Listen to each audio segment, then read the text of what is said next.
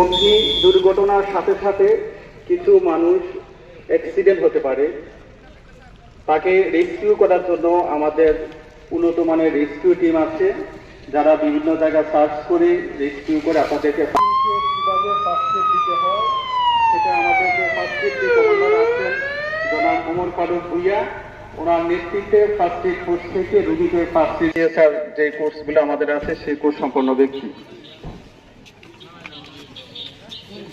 না মেডিকেল রোগী। আর যদি জ্ঞান থাকে অন্য ধরনের চিকিৎসা যে অবস্থায় আছে এই অবস্থায় রোগীটা হাসপাতালে প্রেরণ করা হচ্ছে ফার্স্ট এডের মূল কাজ। আমরা এই মাত্র একটা কাজ করতেছি।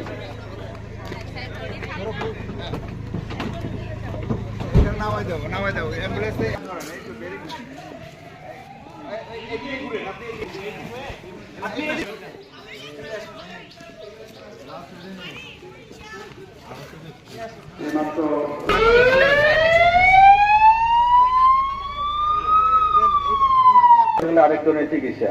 সুতরাং ফার্স্ট এড দেওয়ার ক্ষেত্রে আমরা অবশ্যই যারা ফার্স্ট এডের সম্পর্কে অভিজ্ঞতা সম্পন্ন আছে এরকম লোককে আমরা ফার্স্ট এড দেওয়ার চেষ্টা করব, অন্যথা আমরা ফার্স্ট এড দেওয়ার চেষ্টা করব না।